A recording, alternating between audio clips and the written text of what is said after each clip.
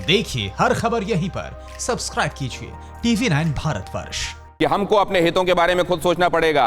एक तरफ पॉलिटिक्स चल रही है, एक तरफ पोलराइजेशन चल रहा है, लेकिन हिंदुस्तान को अपने हक के बारे में, अपने हितों के बारे में खुद सोचना होगा। इसका निहितार्थ क्या है, इसको देखते हुए कि एक क्वाड जैसे फॉर्मेशंस बन रहे हैं। अस्थाना साहब,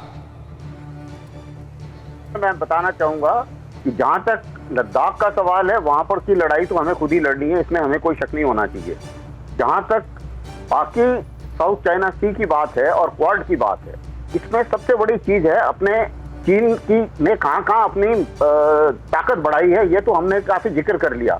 अब चीन की कुछ कमजोरियां भी हैं और उसकी कमजोरी है उसकी सप्लाई लाइन, जो बहुत लंबी सप्लाई लाइन है, जो गल्फ से जाती है, अफ्रीका से जाती है, और वो सप्लाई लाइन अगर कटे तो उसे बहुत नुकसान हो सकता है। इसी का तो अल्टरनेटिव ढूंढ रहा है ना। क्वाड की नेवियां हैं, उसकी जो क्वाड की जो नेवियां है, वो तो कहता है कि हम आर्कटिक की तरफ से निकल जाएंगे, हम जमीन के रास्ते से, वो जो बना रहा है ग्वादर से इधर वो रास्ता बना रहा है, वो कहता है हम इसका इस्तेमाल कर लेंगे। वो समझ रहा है कि उसको कहां पर स्ट्रैंगुलेट किया जा सकता है।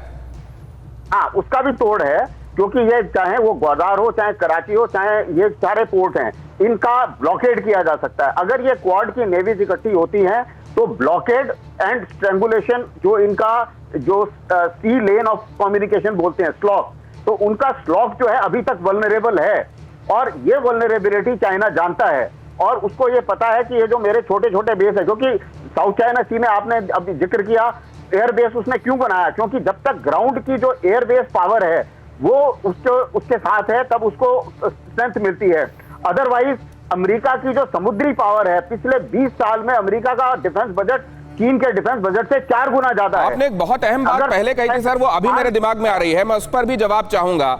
ये जो आपने कहा ना कि ये जो कब्जे किए गए हैं, जो आर्टिफिशियल आइलैंड्स बनाए गए हैं, वो इसलिए बनाए गए हैं ताकि ये जो exclusive economic zone 200 nautical mile तक ये जो काउंट किया जाता है। आता हूं लेफ्टिनेंट जनरल शंकर प्रसाद साहब आपके पास आ रहा हूं, कुछ इशारा कर रहे हैं, लेकिन ये क्या तय किया गया इस बारे में? मतलब आज मैं जाकर कहीं पर कब्जा कर लूं किसी निर्जन आइलैंड में, तो वहां पर क्या ये लागू होने लगेगा कि यहां बेस लाइन तक कहां मैं 12 नॉटिकल माइल, फिर 24 नॉटिकल माइल तक कहां मेरी टेरिटरी मानी जाएगी, और 200 नॉटिकल माइल तक कहां मेरा एक्सक्लूसिव इकोनॉमिक जोन माना जाएगा? क्या आज कब्जा कर लेने से भी यह लागू हो जाएगा त्रिगुनायत साहब? नहीं होगा, नहीं होगा। इसका रूल क्या है कि अभी तक क्या रूल, आ रहा हूं बाकी मेहमानों के पास आ रहा हूं, अभी त्रिगुनायत साहब के पास। जी देखिए, ये नहीं लागू होगा। एक तो ये कि आर्टिफिशियली क्रिएटेड आइलैंड्स हैं, तो इसलिए, और चाइना भले ही कुछ कहता रहे, लेकिन कल आपने देखा होगा कि यूएसए ने एक स्टेटमेंट जारी किया है, उसने उसके पूरा जो भी इसके क्लेम थे उसको निरस्त कर दिया।